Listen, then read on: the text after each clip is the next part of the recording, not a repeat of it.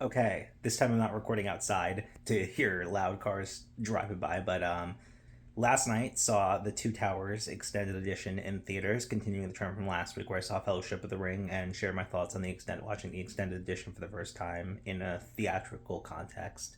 Well, first time watching period, but I watched it in a theatrical context, which is cool. Um, Overall, I think my thoughts so far, especially these two, Return of the King might change that, but I feel that the original cuts are better. I don't think the it's hard to remember what material is added and what material isn't because it has been like 10, 15 years since I've seen the trilogy, but I think that for most part the cuts were made for a reason. And I feel like overall these are weaker pieces because of this bloat.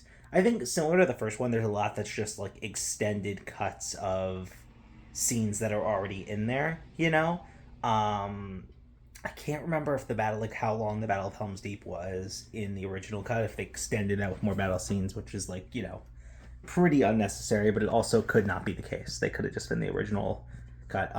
There were two particularly rough, well, three particularly rough tangents, I would say, in this that were definitely not in the original. So if I try to remember chronological order, there's Merry and Pippin like drinking that tree water and like one of them's growing tall, and I feel like that scene went on for like 5 whole minutes and it was just like a comedic bit scene that I don't think was in the original. Correct, if you can totally correct me if I'm wrong and that was in the original. I'm like, this definitely needs to be cut. The other thing was Aragorn's dream about Arwen, that whole dream sequence. I think there was some form of that in the original, if I remember correctly, but it was definitely condensed. This was like for example, during that sequence, Zach went to the bathroom, came back, and the same sequence was still going. So it was definitely like extended to a point of like, oh god. um, there's Oh, and the last is, and I actually thought this was a nice, interesting addition and character building addition, but also not. It's only like valuable for fans. It's not really necessary for folks that have like never seen the movies. Period. Which was the whole scene with Boromir and Faramir taking that like rune city, and the whole sequence with the introducing the Steward of Gondor, like early, which he was not introduced till the third movie in the original draft, and that was I personally appreciated that sequence that it added a lot to their characterization pretty early on, but overall it like definitely like it slowed down the movie for like 10 minutes. It was like 10 minutes of like just this like side story. So that's what I think, like okay, these things like were obviously like cut for a reason. So like really the extended editions are cuts for people that are fans of the material already that are just trying to see more. I don't think sorry Zach that I'm dragging you to this, but I don't think it's necessarily the right fit for a first viewing. I think that the original cuts are strong enough on their own and probably better pieces overall from that context. Yeah, I would say something I noticed about the series this time around is that, and this is something that doesn't necessarily really matter to one when they watch it in childhood, early teenhood. Is that the characters, for the most part, there's some exceptions. Like Aragorn, I would say is pretty much a little stronger. Gollum is an incredibly interesting character, but like I would say for the most part, the characters are incredibly dry and one note. I feel like they're like, and I feel like that's a Tolkienism. I don't necessarily think that's a Peter Jacksonism, but I just feel like everyone has like this dryness to them, And I feel like having been such a huge fan of Song of Ice and Fire, another fantasy series where everyone feels so real, so grounded, so much like a real person. It's like a stark contrast in that sense, I would say.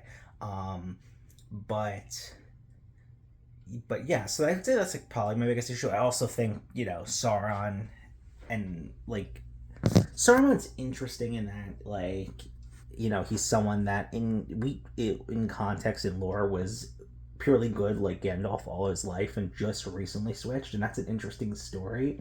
But the movies don't really tell it because the first time you see Saruman, he's evil. I think it would have been better, and this is obviously probably a symptom of the original books, but I think it would have been stronger if he was good the whole first movie, but secretly doing stuff for Sauron in the background. And then they like made that shift. I think that would be interesting. But Sauron himself as a villain, and I know I've heard the Rings of Power show that's pretty bad, is trying to remedy this and make Sauron a very interesting character. And I've heard they're actually doing good with that, surprisingly. But Sauron is just the most one note villain. I am evil for the sake of being evil. I have no intention other than being evil, like being like taking over the world. And it's hard to criticize it because this is like the progenitor of those stories. This is like the story that all these kind of stories came from. So it's hard to really criticize it, but like, and like watching this in 2024, it's just so one note in that sense, it's so dry in that sense. But yeah, overall, like, I think each of the movies, if I remember correctly, get better than the last. I think, I liked Two Towers more than Fellowship. I think I remember liking Return of the King more than Two Towers. I think, like, on Letterboxd, I gave Fellowship 4 out of 5. I still, like, despite the issues I have with it, I still gave Two Towers 5 out of 5 on Letterboxd. I think it's really, they really hold up. Even with these absurd extensions, but not absurd, elongated extensions. But anyway, something interesting that I just remembered was I thought this movie had a different final scene. I couldn't find it online.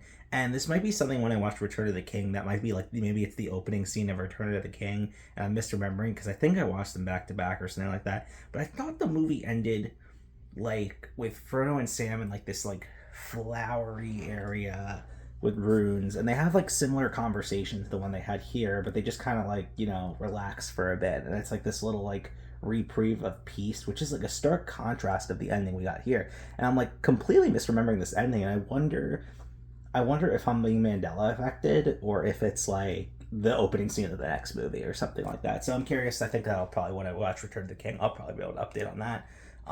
But yeah, those are my overall thoughts on watching the extended edition. Return of the King is very long. It's like the extended edition's like 5 hours. So Zach and I are probably like debating not seeing it in theaters and maybe just watching it in one of our homes and just like, taking breaks and stuff like that. I think that might be the stronger approach. But yeah, we'll see what we decide to do. Anyway, that's my thoughts. Bye bye.